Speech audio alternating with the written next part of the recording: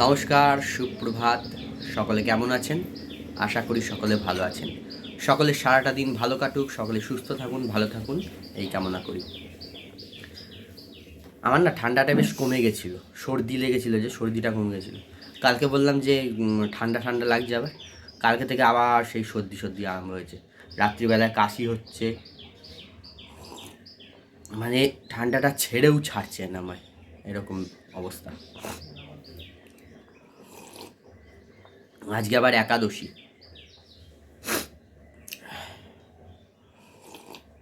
আজকেও ঠান্ডা ঠান্ডা লাগছে। তবে রোদ উঠেছে, ভালো ওয়েদারটা ভালো, মানে রোদ উঠেছে ঝকঝকে, একদম পরিষ্কার আকাশ, কিন্তু শীত লাগছে, আমার শীত লাগছে।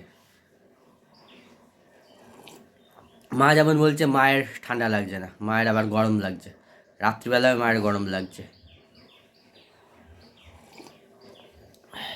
আজকে যেহেতু একাদশী, ওই কারণে মা আজকে সকালবেলার জলখাবারে বানাচ্ছে ছোলার ডাল আর লুচি বা পরোটা করবে। এই যে এখানে ছোলার ডাল বসিয়েছে কুকারে, সেটি দিয়ে নিচ্ছে একটু। এখানে নারকোল কেটেছে, নারকোল দেবে ছোলার ডালে।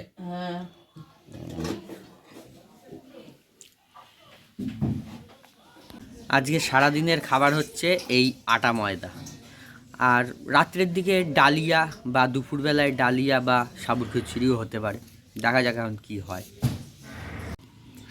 এই চটিটার মধ্যে দেখুন দুটো মৌমাছির মতন দেখতে পোকাগুলো বসে রয়েছে। এই যে যেগুলো মৌমাছি নয়, এগুলো কীরকম পোকাগুলো, এগুলো কি জানি না আমি ঠিক। এই যে দেখতে অনেকটা মৌমাছির মতন,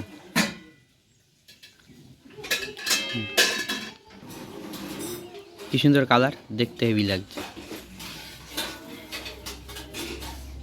চটিটাটা তো নাড়াচ্ছি, তাও উঠছে না, পোকা দুটো বসেই রয়েছে ঠিক।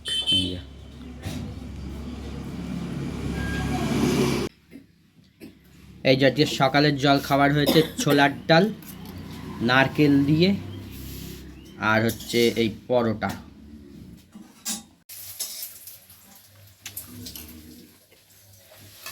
আজকে তো একাদশী, সেই কারণে আজকে সব আটা ময়দার জিনিস।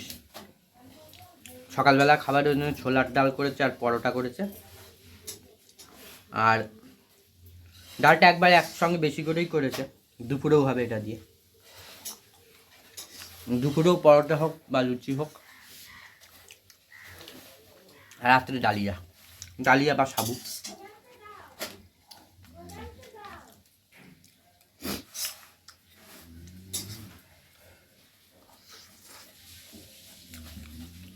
ডালটা ভালো করেছো, কিন্তু একটু ঘন হলে ভালো হতো,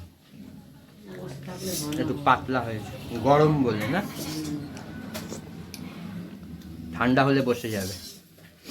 সকালে খাওয়া দাওয়ার পর কিছু কাজ ছিল, সেই কাজগুলো করছিলাম, আর এখন আবার দুপুর হয়ে গেছে, দুপুরের আবার খাবার খেতে বসে পড়েছি এখন।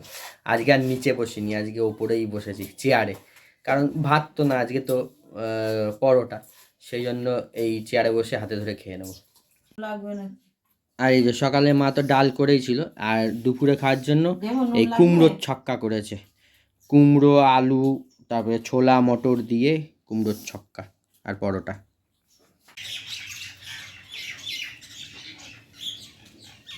কি ঝামেলা করছে শালিক পাখিগুলো।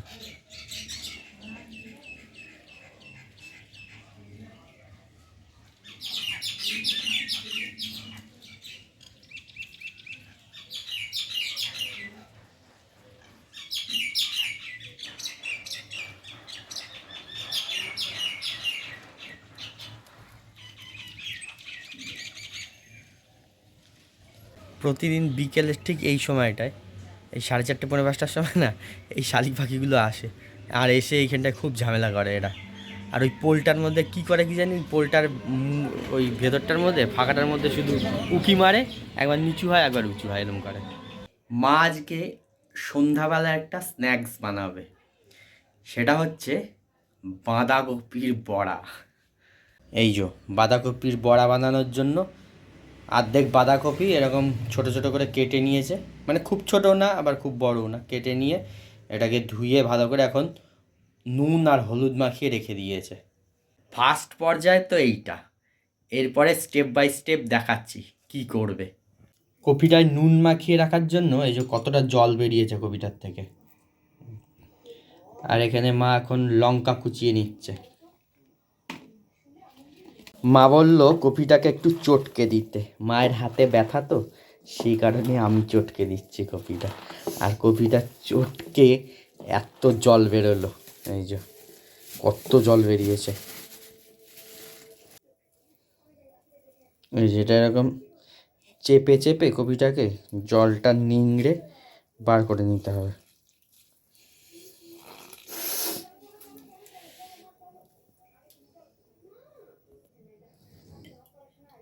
এই যে সবটা কপি নিংড়ে বার করে নেওয়া হয়ে গেছে, আর এতটা জল বেরিয়েছে। এই যে এটার মধ্যে এবারে লঙ্কা কুচিগুলো দিয়ে দিল, জিরের গুঁড়ো, এই যে এবারে জিরের গুঁড়ো দিয়ে দিল। এবারে দিল ধনের গুঁড়ো, এবারে দিল হলুদ গুঁড়ো। হলুদ গুঁড়ো একটু দেওয়া ছিল আগের থেকে, সেই কারণে অল্প করে দিল। এবারে দিল অল্প একটু কালো জিরে।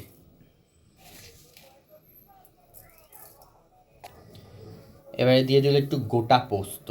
পোস্তটা দিলে কি বড়াটা খেতে বেশি ভালো লাগবে। এবারে একটু সর্ষের তেল দিয়ে দিল। এবারে দিল, এটা কিন্তু দেখতে খাবার সোডার মতন লাগছে, তবে কিন্তু এটা খাবার সোডা নয়, এটা হচ্ছে চিনি, এটা গুঁড়ো করা চিনি। এবারে এটাকে ভালো করে মেখে নিতে হবে আগে, এই সব মশলাগুলো দিয়ে কপিটাকে ভালো করে মেখে নিয়ে এইবারে দিল বেসনটা। দিয়ে দিল,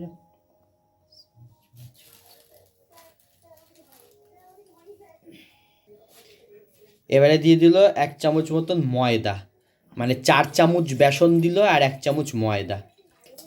এবারে এই শুকনোটাকে ভালো করে একটু মেখে নিচ্ছে, তারপর এর মধ্যে অল্প অল্প করে জল দিয়ে মেখে দিতে হবে। জল দিলাম,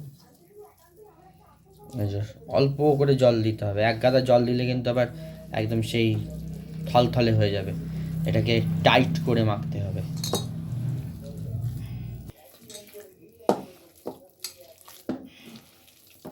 এই যে মাখাটা ঠিক এইরকম হবে।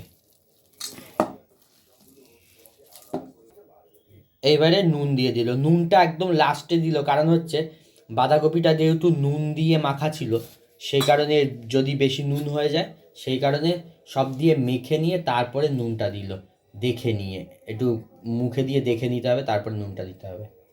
নুনটা দিয়ে এবারে আবার একটু ভালো করে মেখে নিতে হবে।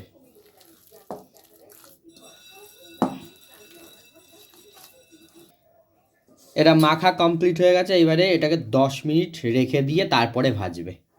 10 মিনিট হয়ে গেছে, এই যে এটা চাপা দেওয়া ছিল, এখন এই যে এটা এইরকম রয়েছে। আর এদিকে মা কড়াই বসিয়ে দিয়েছে বড়াটা ভাজার জন্য, কড়াই গরম হলে এতে তেল দিয়ে দেবে। এই যে ভাজার জন্য এবারে সাদা তেল দিয়ে দিল।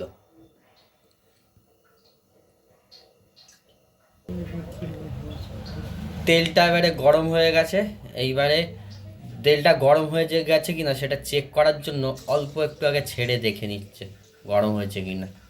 এই যে তেলটা মিডিয়াম গরম হয়েছে, এইবারে খুব গরম হবে না আর কি, হালকা মানে মিডিয়াম গরম হলে তারপরে এবারে এগুলো ছেড়ে দিতে হবে। বড়াগুলো ছেড়ে লাল লাল করে ভেজে নিতে হবে। আর বড়াগুলো ছেড়ে কিন্তু আগুনটা কমিয়ে দিতে, মানে গ্যাসটা একটু একদম লো করে দিতে হবে, দিয়ে এগুলো ভালো করে ভাজতে হবে সময় নিয়ে। যেহেতু বাঁধাকপি রয়েছে, তা নাহলে বাঁধাকপিগুলো সেদ্ধ হবে না। এই যে এক পিঠটা ভাজা হয়ে গেছে, এবার এগুলোকে উল্টে দিচ্ছে।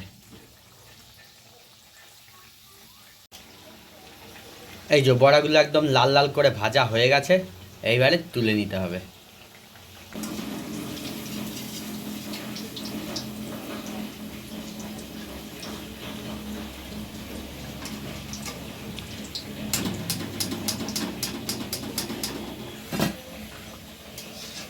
দেখতে অনেকটা পেঁয়াজির মতন লাগছে। এই হচ্ছে বাঁধাকপির বড়া, একদম দেখতে মনে হচ্ছে পেঁয়াজির মতন। মা গরম গরম ভাজছে আর আমি খাচ্ছি দাঁড়িয়ে।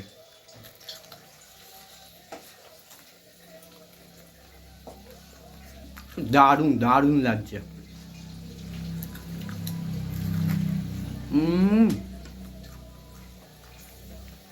ধোঁয়া উঠছে একদম, হেভি লাগছে, দারুণ টেস্ট। তো আজকের মতন ভিডিওটা এখানে শেষ করছি। দেখা হচ্ছে পরবর্তী নতুন ব্লগে নতুন দিনে। সবাই ভালো থাকবেন, সুস্থ থাকবেন, সাবধানে থাকবেন।